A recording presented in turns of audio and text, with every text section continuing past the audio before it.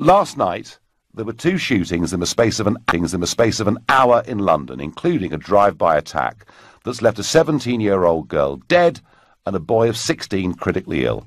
Friends said the girl, named locally as Tamasha Melbourne, was killed for no reason at all in Tottenham on Monday night. The Med has confirmed she died when shots were fired from a vehicle as it drove past a group of young people. And 2 miles away, in Walthamstow, a boy was found with gunshot wounds, with another boy of 15 who had stab injuries. There's been a spike in violent crime in London. We've seen more murders committed in London in February and March than there were in New York. Ex-Met Police Chief Percy Logan, said it is proof that London's violent traits have become a virus. I never thought I'd see the day when the murder rate in London would overtake that of New York. And I wonder whether the London Mayor, Sadiq Khan, should spend a bit less time slagging off Donald Trump and a bit more time getting to grips with crime in London, because clearly we have a real bad problem here. 23 people were killed in London in March, compared to 21 in New York.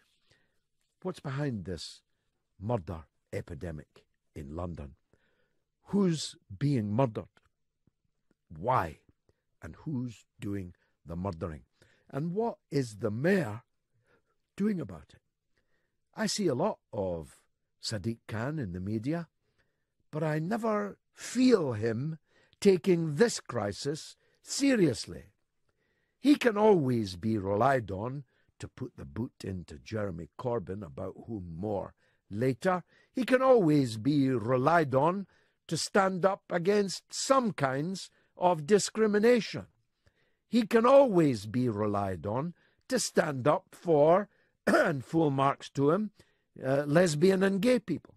He can always be relied on, I saw him last doing so, standing up for the rights of transgender people. But what about the rights of the murdered people, Sadiq? What about the rights of their families, their friends, their communities? They're being murdered in industrial quantities. And I don't feel you, Mayor Sadiq. I don't feel any urgency here. Now, he may say, and he'd be right to say, we've got a government that has cut 21,000 police officers. 21,000 police officers. When violent crime is rising, we've got a government that's cutting the number of police officers. That's true, Sadiq. But what are you doing about that? You have the bully pulpit. You can summon the media at the drop of a hat. You've got resources to put into campaigns.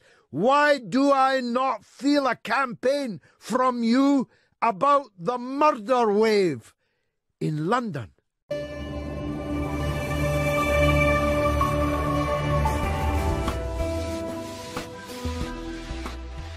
In London, Nigel Farage is with us, Fox News contributor. Nigel, as I understand it, this is a lot of stabbings. We have guns in New York, knives in London, and the knives win out. I don't mean to be facetious here, but what the devil's going on?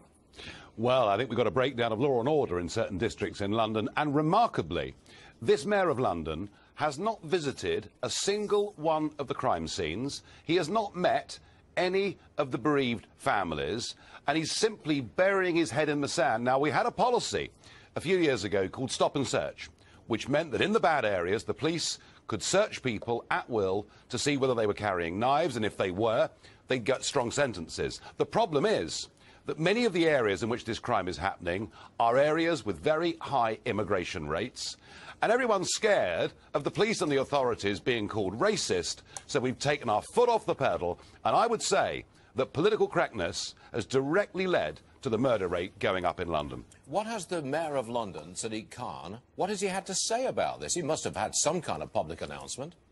He writes letters to Downing Street. He writes letters to the Prime Minister saying, can we please spend some more money on the police, rather than making sure and working with London's Metropolitan Police to make sure we are policing those bad districts, doing it properly. We bring back stop and search. And you know what?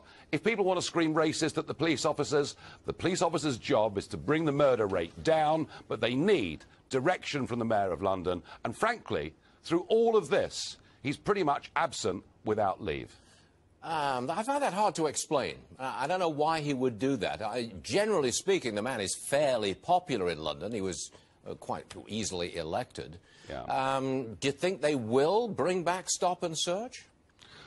I hope they do, but there is, as I say, this fear that if you were to stop, if in an area like Tottenham, for example, in London, which is where the shootings and stabbings have been taking place, it's one of the worst parts of London.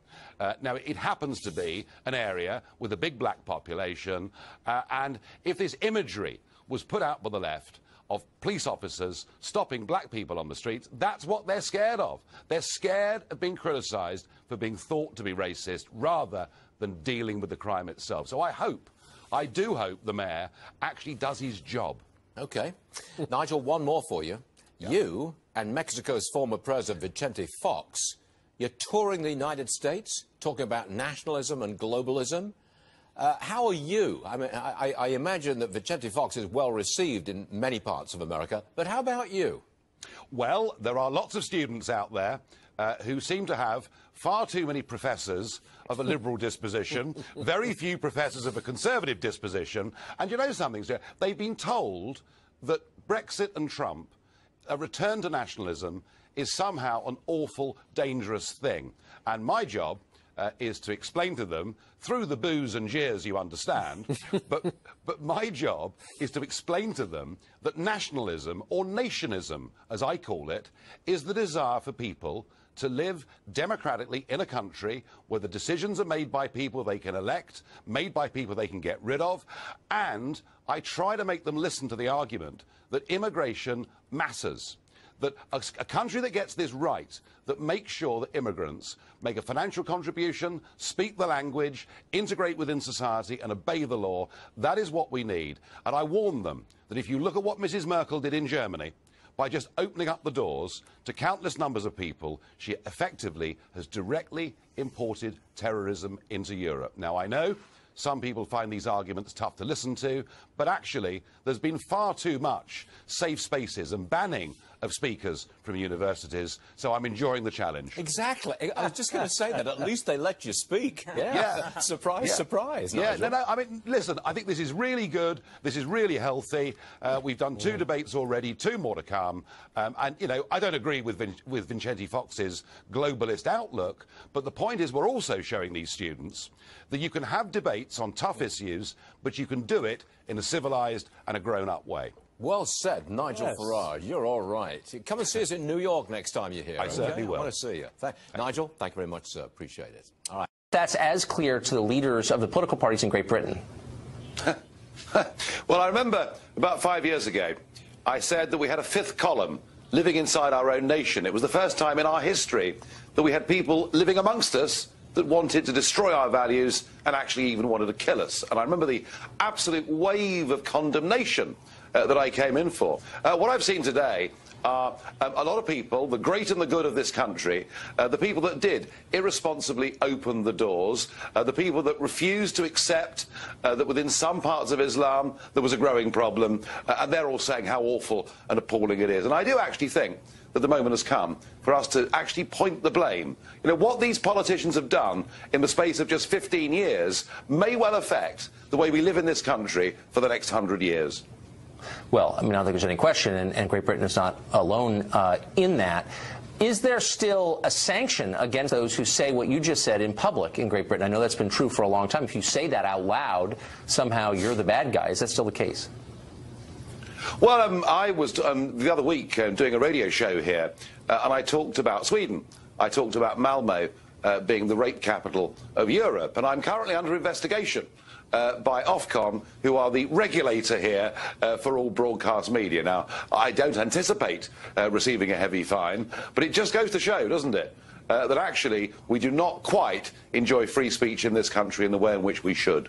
No, the country that invented it no longer has it. But what's the, I mean, just to ask you to play psychiatrist for 1 second, what's the thinking here? Why would the leaders of a country whose job it is to protect the citizens who voted for them be so angry at anybody calling, you know, things as they see it, telling the truth? Why is that a threat to them? Well, this was when Tony Blair got elected back in 1997. His aim was to create a genuinely multicultural society. In fact, he said he wanted to rub the noses of the right in diversity. Peter Mandelson, one of the architects of New Labour, said we sent out search parties all over the world to find as many immigrants as we possibly could. And, you know, look, I'm not against immigration. I want us to have sensible, managed, balanced immigration. But for goodness sake, you have to vet people. And that was 20 years ago.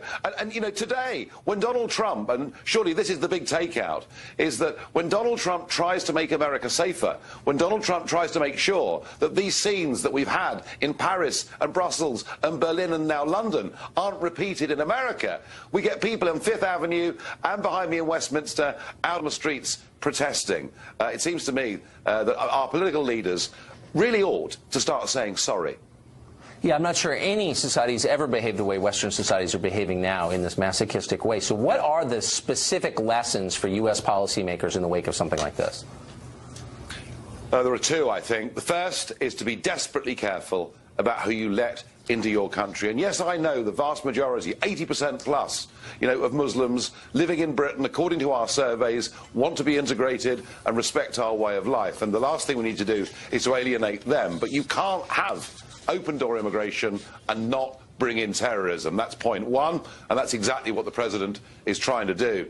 The second problem are that some of those communities that exist within our countries are, and I'm quoting Britain here as an example, through our state-run schools and our prisons being radicalised. It's hard to believe, isn't it, that actually in British prisons it's now one of the major sources of Islamic terrorist recruitment. And frankly, we've simply got to get tough, and we've got to give our security services all the weapons that they need to try and counter this threat.